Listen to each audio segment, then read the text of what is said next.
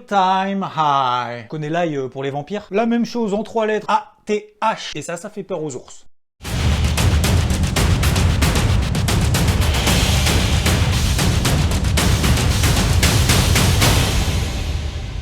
Au-delà de tous les chiffres de la semaine qui étaient quasiment tous supérieurs aux attentes, le grand rendez-vous c'était la Fed. Depuis plus d'1 an et demi, la Fed injecte 120 milliards de dollars par mois, rachat de bons du trésor, de titres adossés aux créances hypothécaires. On va réduire tout ça de 15 milliards de dollars de moins à partir de mi-novembre. Pas de surprise, le marché s'y attendait. Est-ce que Jérôme a géré pendant cette crise? Ah, faut se poser la question, oui, c'est le moment. Joe Biden va très rapidement y répondre. C'est lui qui décidera s'il renouvelle son mandat, qui se termine fin février. Eh oui, tous ces DD arrivent à échéance. Et c'est pas acquis, parce qu'il y a eu quand même quelques soucis d'investissement financier personnel de la part de quelques banquiers centraux, qui étaient pas très éthiques. Et en plus de ça, Joe Biden a reçu quand même pas mal de CV.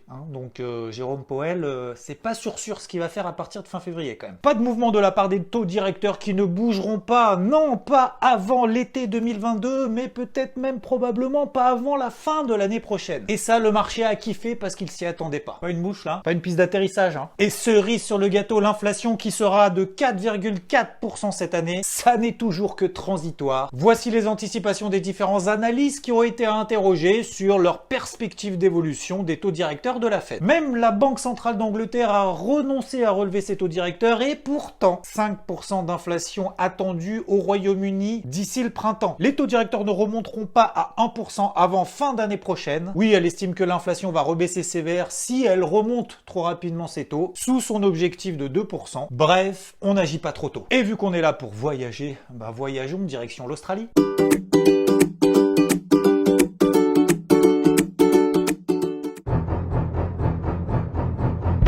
Fin de sa politique de contrôle sur la courbe des taux. Elle avait mis un plafond de rendement à 0,1%, et ce pour faire face à la pandémie. Elle ne défendait plus justement ce plafond, ils sont remontés à un niveau historique de 0,8% en quelques heures. C'est la plus forte hausse qu'a connue les taux depuis 1990. Et pendant que les prix de la pompe sont au plus haut, et que les cours du pétrole sont à leur plus haut aussi, qui semble quand même relativement logique du coup, parce que... Voilà. Les 13 pays de l'OPEP et 10 de leurs alliés augmenteront de 400 000 barils par jour leur production à partir du mois prochain. Ils garderont quand même leur production de 4 millions de barils par jour avec un allègement progressif des quotas programmé jusqu'au début de l'année prochaine. Sauf que pour les marchés, c'est beaucoup trop long. Pas que sur les marchés d'ailleurs. Enfin, sauf si tu roules en Tesla. Sympa, pour tous ceux qui roulent pas en Tesla, merci. Rien à taper. Et du coup, ça relance la rentabilité de la production de pétrole de schiste aux États-Unis.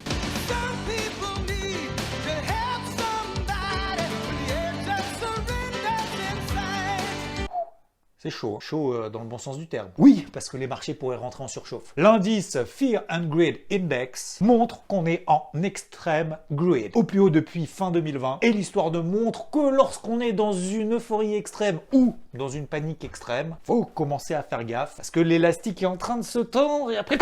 D'ailleurs, comment est calculé ce truc-là? Est-ce que c'est des sondages réalisés auprès de Twittos pour dire... Tu penses que ça va monter ou tu penses que ça va baisser? Non. La minute pédagogie avec Xavier Fenot. Premièrement, nous avons l'écartement du prix des actions du SP500 par rapport à leur moyenne mobile à 125 jours. Oui, le VIX, c'est par rapport au SP500. Après, tu as des indices de volatilité implicites par rapport au CAC, par exemple, qui s'appelle le VCAC. Le nombre d'actions qui atteignent des creux et des sommets sur les 52 dernières semaines, le volume des actions qui sont négociées à la hausse comparé à celles qui sont négociées à la baisse, le ratio put-call qui montre les volumes d'échange des options call par rapport aux options put, l'écart de rendement entre les obligations de qualité et les pourris, le VIX, fameux indice de la peur qui d'ailleurs accessoirement est à son plus bas depuis son histoire, et la différence de rendement entre les actions et les bons du trésor. Tu mixes tout ça, tu check. Et ça te donne ce truc-là. Pour autant, il faut faire gaffe à pas trop anticiper, que c'est pas parce qu'on est en extreme greed que ça va forcément s'effondrer, et qu'on est en extreme fear, que forcément, ça va se retourner d'un coup et bam! C'est d'abord une notion de timing d'intervention. Donc là, pour rentrer là, maintenant, dans une optique swing, moyen terme, en disant ça y est, ça va, ça y va, faut y aller, maintenant, right now. Disons qu'il faut faire un peu attention. C'est la raison d'ailleurs pour laquelle je t'ai exposé la semaine dernière que j'étais pas très chaud, et je le suis encore, pas très chaud. En swing sur les indices, même si clairement, et je l'admets et je me l'avoue, je rate une partie du mouvement. Je l'assume, c'est mon avis, mon choix. Et à l'inverse, j'attends toujours un breakout baissier daily pour pouvoir rentrer et commencer à rentrer une position short pour intervenir, et ça je le sais très bien, de manière offensive. Pour le moment, on peut effectivement continuer à travailler à l'achat en intraday, tant justement que les plus bas de la veille ne cèdent pas. En swing, je suis donc out, et short agressif si on passe les plus bas de la veille, en attendant intraday à l'achat sur des petits signaux techniques pour essayer de grappiller un petit peu. Je donne un exemple avec Tesla, merci d'ailleurs à Charles de me l'avoir montré, parce que je regarde très peu finalement le RSI, c'est un indice de surachat et de survente. Si on prend l'exemple de Tesla, au hasard. Le RSI est au taquet depuis 2 ans. On est passé de 60 $ à 1300 $ l'action, soit x20. C'est donc suracheté depuis, elle a fait x20. Je vais me dire, c'est peut-être le contre-exemple, mais preuve que voilà, c'est pas non plus un indicateur prédictif. Miracle! Ça existe pas les miracles du coup? Oh merde. Oh non. Après les bons résultats de BNP Paribas, la Société Générale a publié des chiffres au 3e trimestre to the moon. Ça lui permet en plus de confirmer le plan de rachat d'actions de quasiment 500 millions d'euros. Excusez-moi du peu. Le résultat en hausse de plus de 85%, c'est juste 600 millions d'euros de mieux que prévu. Téléperformance, chiffre d'affaires en hausse de plus de 20% au 3e trimestre. Elle en profite pour relever ses objectifs annuels, relever sa marge, et ce pour l'année en cours. Malgré ça d'ailleurs, l'action ouverte en forte baisse, genre que 20% tu relèves tes objectifs, c'est pas fou, hein. Vends Maurice. Pfizer profite d'un nouveau médicament Covid qui est en cours d'homologation aux États-Unis, très efficace pour prévenir les hospitalisations et les décès auprès des personnes qui présentent un risque élevé de développer une forme grave. Et s'il est pris dans les 3 jours qui suivent le diagnostic, ça réduit le risque d'hospitalisation de 89%. Du coup, Pfizer en profite un peu, Merck se fait dérouiller, Moderna se fait dérouiller, encore plus dérouillé que les autres, moins 40% en 2 jours, et sans transition, nous allons passer à Airbnb,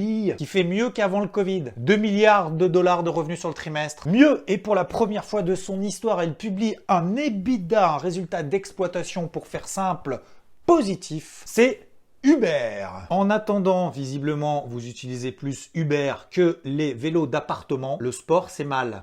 Ouais. Peloton Interactive, moins 32%, elle s'est mangée. Ils font des vélos d'appart.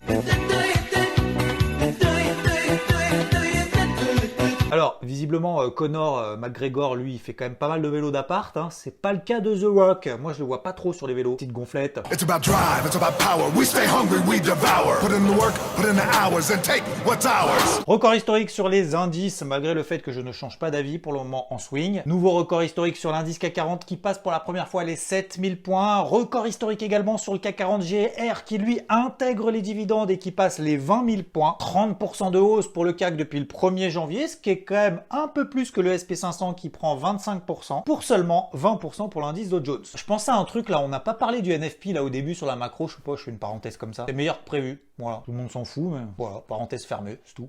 Le pétrole fait le yo-yo mais tient toujours sa MM50 daily ici en rouge. Flat pour l'or et pour l'argent, mais qui semble se réveiller en fin de semaine. Ce qui veut dire que pour la semaine prochaine, attention à surveiller s'il y a un nouveau flux haussier qui se met en place avec la rupture de ces 2 zones de résistance pour l'or et pour l'argent. Oui, toujours à l'achat à moyen terme sur les deux, mais ça serait pas mal de pouvoir renforcer un peu les positions dans le sens d'un flux, d'une tendance, pour augmenter son exposition, en profiter le plus possible. On a l'indice Russell 2000 qui s'emballe. Encore merci à Charles de l'avoir partagé parce qu'effectivement, le signal est pas mal. Extraction par le haut de cette zone de consolidation, flux qui se met en place. Oui, je sais, je le répète, toutes ces phases de latérisation ont plus de chances de déboucher dans une... Merde, putain. Du coup, je vais trop vite. Dans le sens de la sortie... De sortir dans le sens de la tendance précédente. Ouais, vas-y, garde-la comme ça, c'est bon. Du coup, c'est peut-être le flux à suivre pour cette fin d'année, en précisant que le Russell 2000, c'est pas l'indice russe, c'est l'indice des petites et moyennes capitalisations aux États-Unis.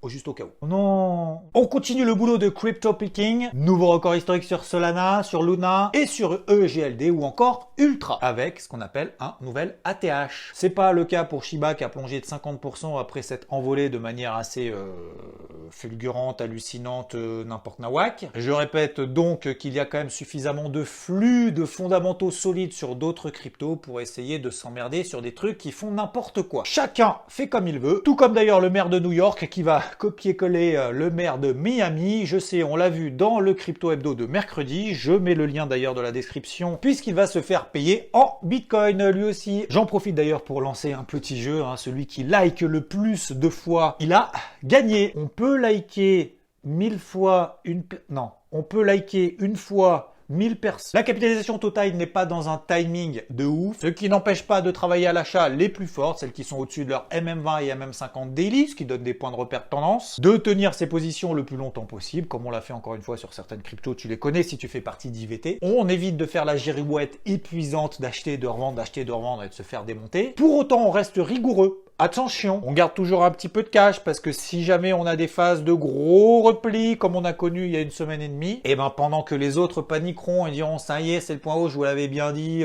une pensée émue à tous ceux qui ont investi dans le Bitcoin qui a fait x20 depuis le début, et ben on profitera justement pour reprendre des positions à ce moment-là. Attention donc à pas trop baisser la garde. Bon voilà, je fais très simple, on avait fait le point mercredi, et d'ailleurs j'en profite pour préciser qu'à partir de la semaine prochaine, je ne sais pas quand, mais à quelle heure, je reprends les lives Twitch, ce qui permettra d'échanger comme on l'avait fait, et je sais que vous étiez très nombreuses et nombreux à avoir apprécié, donc c'est aussi à moi de faire l'effort et je vais faire l'effort, même si à un moment donné il va falloir dormir un petit peu. Question de Madame Belle-Père de Loche. Penses-tu que le fait qu'il y ait beaucoup de liquidités qui rentrent sur le marché crypto puisse faire ralentir, voire faire cracher les marchés traditionnels au profit de marchés crypto? Alors, cracher les marchés tradis, visiblement, il y a quand même un gros soutien des banques centrales et visiblement, elles ne sont pas prêtes d'arrêter. Et la relation pour le moment entre le marché des cryptos et le marché des traditionnels, on n'a pas suffisamment de recul pour pouvoir estimer qu'il y a des corrélations ou des corrélations inverses. Genre valeur refuge. On essaye toujours de trouver des explications a posteriori quand le marché baisse ou monte, que ce soit l'un ou l'autre. En fait, il n'y en a pas vraiment. Et surtout, le marché des cryptos est beaucoup plus petit que le marché traditionnel. Donc il n'a pas pour le moment la possibilité d'absorber le cash des marchés tradis dans des phases de repli ou dans des phases de hausse. Bref, je ne pense pas que la hausse des marchés crypto, même si elle absorbe quand même beaucoup de liquidités, certes, ça ne soit pas au détriment des marchés traditionnels. D'ailleurs, on le voit très bien, il y a beaucoup de cryptos qui font des nouveaux records historiques, comme sur le marché traditionnel. En tout cas, c'est une très bonne question. Je vous dis à très vite. Merci pour vos likes, vos partages, le temps que vous consacrez à tout le contenu ici tous les dimanches à partir de 10h pour celles et ceux qui sont en première. Je vous kiffe. Ciao!